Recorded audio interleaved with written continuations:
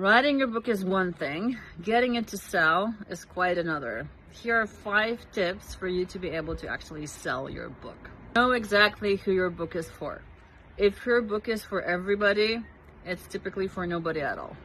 So when I wrote Your Book or Your Excuse, this is for a very specific group of readers. This is for leaders who are looking to get their book out, who might have been wanting to get their book out for years, but they've always had some sort of excuse or limiting belief that they've been buying into, such as it's not the right time, or it's too expensive, or hey, I need somebody else's approval to do this, or who am I to write a book? Create a strong title and subtitle.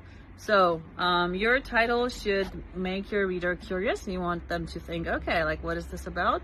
And then the subtitle should give them a clear description of what this book is. So if you take a look at this title, Your Book or Your Excuse, okay, well, people might start thinking like, okay, what does that mean? Or does it mean that I can have either a book or an excuse? Like, I can't have both? What are we talking about?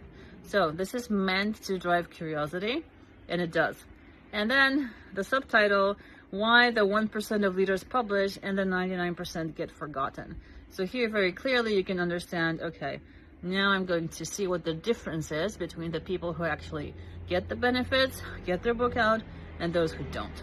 Build an audience before launch. You want to have people that will be excited about your book before you even launch it. So for Your Book or Your Excuse, I already had thousands of people on my mailing list in my CRM. I wrote this for specific people in mind. So as soon as Your Book or Your Excuse came out, I started sending the book out so that the people that I knew would benefit from it could actually benefit. So have that audience. If you don't have the audience, start creating the audience. There's so much you can do on social media right now so that when you have your book, then you have also an audience that's ready to be able to read it. Get reviews early. So one of the big things that we do for our books and for our clients' books is editorial reviews or blurbs before the book comes out. So there's a bunch of these. I recommend to put them at the beginning of the book, on the back cover, on all the retailer sites, and the best ones on the front cover. So for this one, for example, I have a review from the president and CEO of Mitsubishi Power. He said, "This book reframed my thinking." Yeah, that's what he says. That's one of the quotes here. So you want to do that. That's social proof. The more the better. That's one of the reasons your readers will buy your book.